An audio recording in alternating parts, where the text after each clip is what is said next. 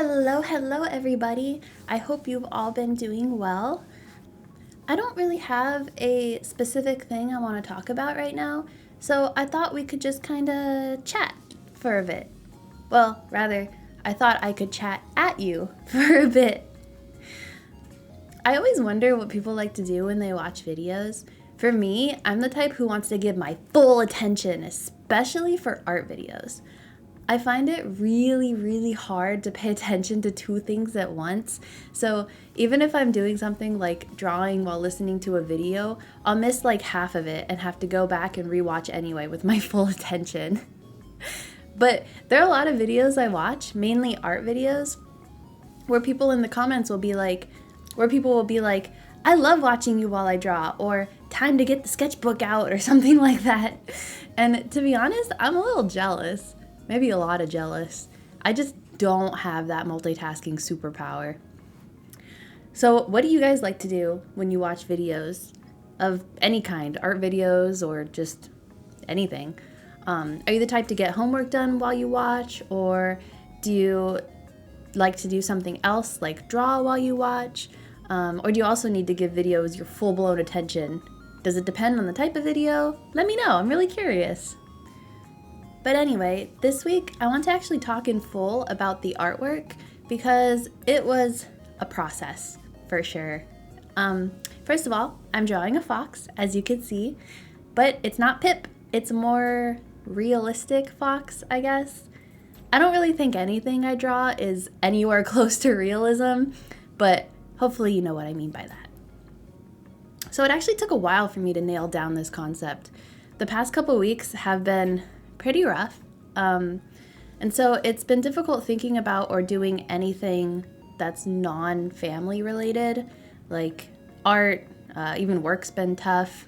I won't really get into it, but we, meaning my husband and I, had a bit of a family health crisis where two close family members had to be hospitalized for two different things within a day of each other. It's not completely over yet, but we're optimistic about everything, so that's good at least. But because of the stress of that and added responsibilities we have because of it, I just wanted to draw something relaxing, something that wasn't planned, just spur of the moment and free and loose and fun. Maybe bringing some escapism into my art where I could just kind of focus on what I'm doing and drown out everything else for a couple hours, you know? But that didn't happen. And I should have known that wouldn't have happened. It could have been because of my frazzled mind state, but I feel like with this drawing, I just did everything backwards. And if you've been watching any of my other videos, you probably know that I don't really believe in a right or wrong way of doing things, but I still do have my own process that I like to follow because it seems to work for me. And this time, I just did not listen to any of that. For one, I didn't get a reference. Maybe this isn't like the best practice ever, but I don't always use a reference anyway, so it's really not that unusual for me. But I also don't usually draw animals that aren't anthropomorphized, so I'm really not that familiar with animal anatomy. I feel like I just finally started getting a grasp on human anatomy, and now I'm like, yeah, let's go on to draw animals, which is great, and I want to continue doing it. But again, I definitely have a lot to learn when it comes to drawing the anatomy of animals because it's really so different than people. But because of that, I ended up spending like an hour trying to figure out how I wanted this fox to look before completely scrapping that and starting over with a solid reference. And for your reference, here's what my hour of drawing with no reference looked like. I don't even know what to call that creature I was trying to draw, but to me, it definitely does not look like a fox. But you live and learn. So once I got that reference, it was smooth sailing for a while. And by smooth sailing, I mean it literally took me 10 minutes to get the sketch of the fox down with a reference. So yeah, references can be extremely helpful for sure. After drawing the fox, I didn't have a plan for what next. I didn't end up taking video of all of this because it seriously took me hours to figure out where I wanted to go from here. First, I was thinking of making a sort of Ravontullet 3.0, which if you haven't seen, and I'll have little pictures on the screen, it's a piece that I first drew in college, and then I redrew a few years ago. And it's still a concept I really, really love. It might be like my favorite concept that I've ever thought about or seen, other than the whole Siren concept. And if I ever draw it again, I'll go into detail about the story, but essentially it's a Finnish folktale about a fox running around and creating the northern lights by scraping its tail against the snow. I just think that's really whimsical and magical, and it's right up my alley, and I just love it so much. But after scrapping that, I was thinking, well, what if the fox was creating something cool and dark, like a black hole or something? And while I still really like that concept, I have absolutely no idea how to execute that. So I'll just add that to the idea list and, maybe go back to it at some point. I feel like my idea list is never ending, but I guess that's not a bad thing. But finally, I settled on a concept of Duskbringer. So this would be a magical creature that brings the night. Maybe the fox works for the moon goddess and helps her create the stars in the sky using her tail, or maybe she works independently and has her own reasons for bringing the night. If you guys have any ideas for the lore around this fox, let me know, and I would really love to hear them. But with this concept came a bunch of other ideas too.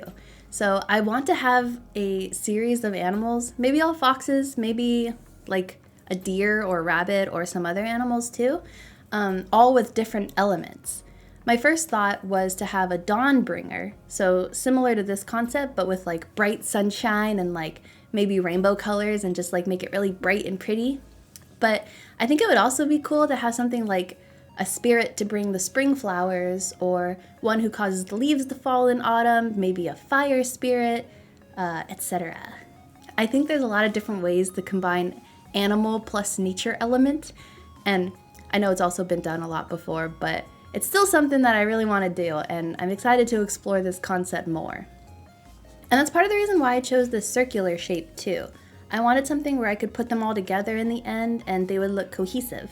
I can't say for sure if I'm gonna actually do all these concepts. I mean, you never know what life brings, so it's good to have ideas and also be adaptable, But I at least want to do the Dawnbringer one for sure. And if you can't tell by my excitement about the concepts that I finally came up with, I actually ended up really liking this art.